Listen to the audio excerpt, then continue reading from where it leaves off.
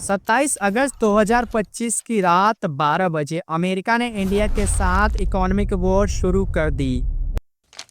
Trump administration ने भारतीय सामानों पर 50% का टैरिफ लगा दिया और एक रात में दोनों देशों के $130 बिलियन के ट्रेड रिलेशनशिप में दरार आ गई। ये कहानी है कि कैसे दो दोस्त देश एक दूसरे के दुश्मन बन गए और इस फाइट में किसका नुकसान हुआ और किसका फायदा। आइए जानते हैं आज के इस वीडियो के अंदर। The United States has recently imposed new tariffs. साल 2025 की शुरुआत बेहद अच्छी थी इंडिया यूएस रिलेशनशिप के लिए। फरवरी में मोदी जी अमेरिका गए थे और वहां उन्होंने ट्रंप के साथ मिलकर मिशन 500 का ऐलान किया था, यानी कि भारत और अमेरिका मिलकर 2030 तक $500 बिलियन का बायलैटरल ट्रेड करेंगे। इसके तहत भारत और अमेरिका मिलकर डिफेंस डील, टेक्नोलॉजी शेयरिंग और सेमीकंडक्टर मैन्युफैक्चरिंग करेंगे। सब कुछ बेहद अच्छा लग रहा था। दोनों कंट्रीज की बिजनेस कम्युनिटी खुश थी, स्टॉक मार्केट में रैली थी और डिप्लोमेटिक सर्कल में ऑप्टिमिज्म था। लेकिन मई 2025 में गेम बदल गया। इंडिया और पाकिस्तान के बीच बॉर्डर टेंशन बढ़े और ट्रंप ने बीच में मीडिएट करने का ऑफर दिया। रिपोर्ट के अनुसार उन्होंने मोदी जी को कॉल किया, पाकिस्तान के पीएम को भी कॉल किया, यहाँ तक कि कैंप डेविड में पीस समिट का भी प्रपोजल दिया। लेकिन भारत ने ट्रंप के इस प्रपोजल को मना कर दिया। एक्सटर्नल मिनिस्टर एस जयशंकर का क्लियर स्टेटमेंट था, India does not accept third party mediation in bilateral issues, specially Kashmir related matter. यहाँ से ट्रंप का मूड चेंज हो गया। मीडिया रिपोर्ट और जेफरीज के एनालिसिस के अनुसार ट्रंप ने इसे पर्सनल इंसल्ट के रूप में ले लिया।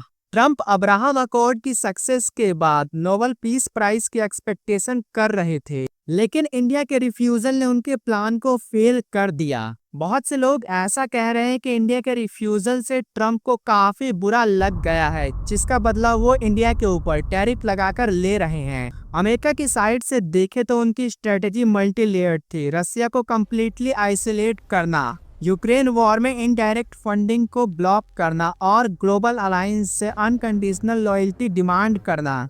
इंडिया रशियन ऑयल का थर्ड लार्जेस्ट इंपोर्टर है।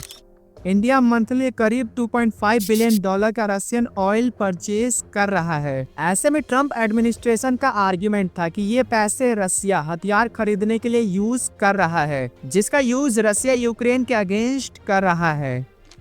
लेकिन यहाँ एक इंटरेस्टिंग बात यह है कि चाइना, जो रशियन ऑयल का सबसे बड़ा इंपोर्टर है, इसके ऊपर कोई टैरिफ नहीं लगाया गया है। चाइना इंडिया से डबल क्वांटिटी में रशियन ऑयल खरीदता है, लेकिन उस पर फिर भी कोई टैरिफ नहीं लगाया गया। इसके पीछे एक बहुत बड़ा कारण है। अमेरिका को पता है कि यदि वो चाइना के ऊपर टैरिफ लगाएगा तो उससे अमेरिका को ही आर्थिक नुकसान होगा, इसलिए इंडिया के ऊपर ही टैरिफ लगाया गया। इंडिया को एक सेफर टारगेट माना गया है, क्योंकि इंडिया बड़ा मार्केट तो है लेकिन चाइना के जितना बड़ा नहीं। मगर यहाँ इंडिया की स्ट्रेटेजी बिल्कुल साफ थी कि हमारे लिए हमारी एनर्जी सिक्योरिटी सबसे पहली प्रायोरिटी है। रशियन ऑयल सस्ता है, जो हमारी अर्थव्यवस्था के लिए काफ़ी अच्छा है। इंडिया का हिस्टोरिकली पोजीशन नॉन अलाइनमेंट का रहा है, यानी कि इंडिया ना रशिया को सपोर्ट करता है और ना ही अमेरिका के अलायंस को। मोदी गवर्नमेंट का आर्गुमेंट था कि हमारी फॉरेन पॉलिसी इंडिपेंडेंट रहेगी, किसी भी सुपर पावर के प्रेशर में आकर अपने कोर नेशनल इंटरेस्ट से समझौता नहीं करेंगे। रशिया के साथ हमारे दशकों पुराने रिलेशनशिप है, डिफेंस कॉर्पोरेशन है, टेक्नोलॉजी पार्टनरशिप है। इन सबको रातों रात चेंज करना पॉसिबल नहीं है। ट्रंप ने एग्जीक्यूटिव ऑर्डर 14,329 साइन किया है, जिसके तहत उन कंट्रीज को टारगेट करना है जो रशिया यूक्रेन वॉर के बावजूद भी रशियन ऑयल खरीद रहे हैं। ऑर्डर में इंडिया का डायरेक्ट मेंशन नहीं था, लेकिन इरादा साफ था कि इससे इंडिया को ज़्यादा से ज़्यादा आर्थिक नुकसान पहुंचाया जाए, ताकि इंडिया रशियन ऑयल खरीदना बंद कर दे। इंटरेस्टिंग बात यह है कि अमेरिका के अंदर भी इस डिस्कशन को लेकर मतभेद थे।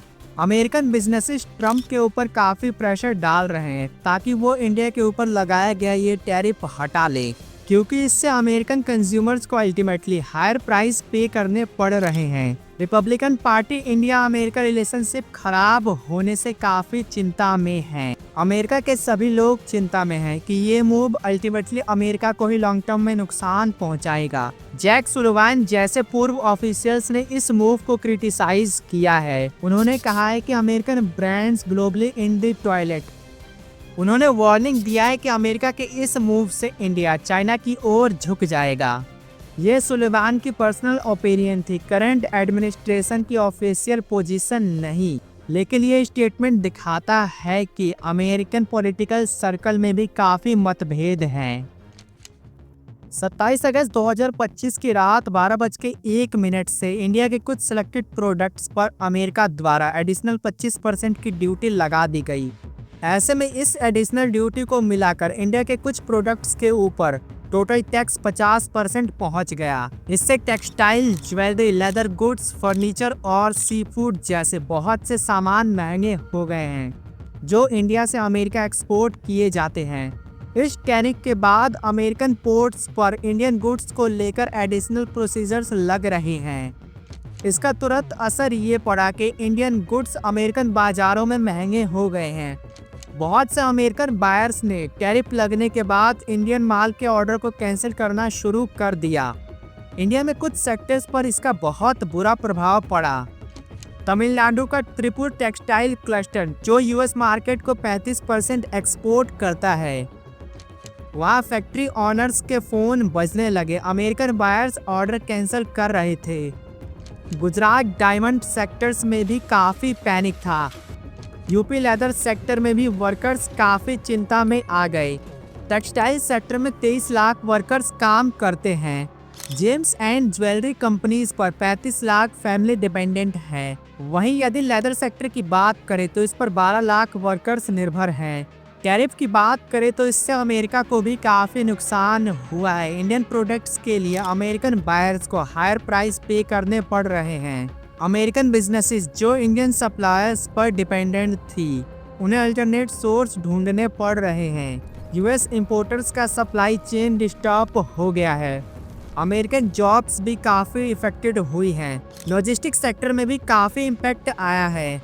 लेकिन अब सवाल ये आता है कि आखिर इस टैरिफ से इंडिया की इकोनॉमी को कितना नुकसान होगा।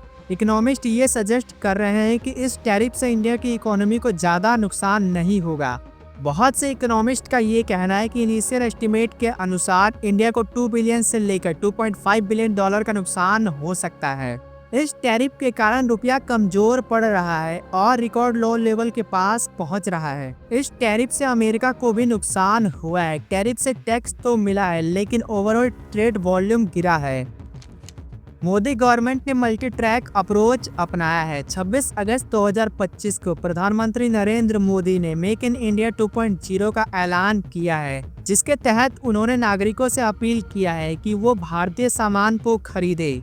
उन्होंने हिस्टोरिक स्वदेशी मूवमेंट का रेफरेंस दिया है। उन्होंने कहा है कि हमें भारत में बने सामानों को ज़्यादा से ज़्यादा खरीदना चाहिए ताकि भारत के व्यापारियों को फ़ायदा हो। इंटरनेशनल स्टेज पर एक्सटर्नल मिनिस्टर ने साफ किया कि यूनिलैटरल टैरिफ WTO नॉर्म्स के खिलाफ है। इंडिया का मानना है कि एनर्जी सिक्योरिटी हमारी प्राथमिकता है। अमेरिकन टैरिफ के बाद इंडिया ने यूरोपीय यूनियन, जापान, ऑस्ट्रेलिया और मिडिल ईस्टर्न कंट्रीज के साथ ट्रेड टॉक्स बढ़ा दी। पॉलिटिकल लेवल पर ब्रिक्स और SCO जैसे स्टेज पर इंडिया की आवाज़ और भी ज़्यादा स्ट्रॉन्ग हो गई।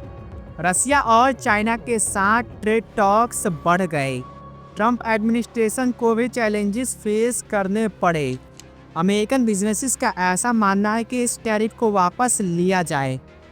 अमेरिकन फार्म्स और टेक्नोलॉजी कंपनीज चिंता में आ गई हैं कि इस टैरिफ के कारण शायद इंडिया उनके साथ किए गए पार्टनरशिप को रिव्यू कर सकता है और शायद उसे कैंसिल भी कर सकता है। अमेरिकन कांग्रेस में सवाल उठे। डेमोक्रेटिक लीडर्स ने सवाल उठाया। उन्होंने कहा कि ये स्ट्रेटेजी को अलायंस को एलिमिनेट कर रहा है। कुछ रिपब्लिकन्स ने ये कहा है कि अमेरिका के इस मूव से इंडिया चाइना की ओर जा सकता है। यूरोपीय यूनियन ने इंडिया के साथ होने की बात कही। ब्रसल्स में ऑफिशियल ने कहा कि यूनिलैटरल ट्रेड मेजर मल्टीलैटरल के लिए काफ़ी डेंजरस है। जापान और ऑस्ट्रेलिया जो क्वाड पार्टनर है वो अनकंफर्टेबल पोजीशन में आ गए हैं। ये इंडिया के साथ खड़े हुए, लेकिन ये अमेरिका से दुश्मनी नहीं मोल सकते थे। चाइना ने इस बात का एडवांटेज उठाया। बीजिंग ने ऑफिशियल्स ने स्टेटमेंट दिया। उन्होंने कहा कि वेस्टर्न कंट्रीज अपने अलायंस के साथ भी रिलायबल नहीं हैं। रसिया ने इंडिया को सपोर्ट करते हुए कहा कि सोवरन कंट्रीज को अपने एनर्जी नीड के अकॉर्डिंग ट्रेड करने का पूरा अधिकार है। दोस्तों, ये केवल ट्रेड डिस्प्यूट नहीं है, बल्कि 21st सेंचुरी का डिफाइनिंग मूवमेंट बन गया है।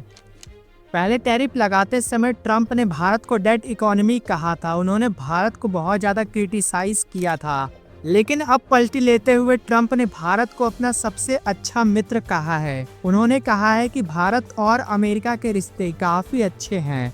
उन्होंने अपने social media site truth social पर लिखा है कि मोदी जी मेरे सबसे अच्छे मित्र हैं और भारत और अमेरिका मिलकर अपने सभी डिस्प्यूट को खत्म करने की ओर बढ़ रहे हैं। दोस्तों, अब आप ये सोच रहे होंगे कि आखिर भारत और अमेरिका की ये लड़ाई कहां तक जाएगी। सबसे पहला सिनेरियो तो ये हो सकता है कि अमेरिका भारत पर और ज्यादा टैरिफ लगा दे। दूसरा, उन कंपनीज के ऊपर भी टैरिफ लगाए जो भारत के साथ ट्रेड कर रही हैं, और शायद फिर भी यदि वो कंपनीज नहीं मानती तो उन पर सैंक्शंस भी लगाए जा सकते हैं। ऐसे में यदि ये हुआ तो ये भारत और अमेरिका के बीच ट्रेड वॉर की शुरुआत तो होगी। ऐसे में इसे लेकर भारत ने ये कहा है कि भारत एक स्वतंत्र राष्ट्र है और भारत के लिए अपना नेशनल इंटरेस्ट सबसे पहले है, उसके बाद और कुछ। आज इंडिया अमेरिका फाइट में कोई रियल विनर नहीं है। अमेरिका के टैरिफ से इंडिया को काफी नुकसान हुआ।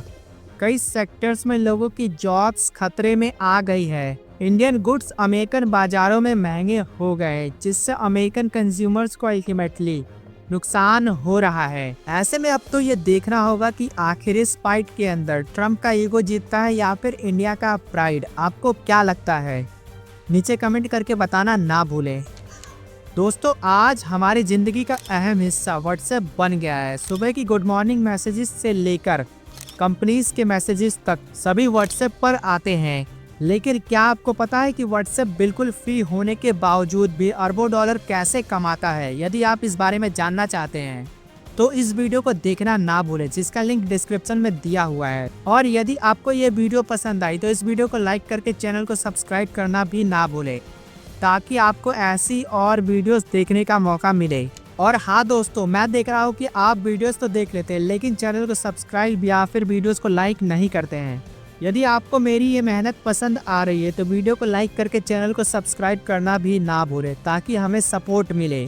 तब तक के लिए आपका बहुत बहुत धन्यवाद।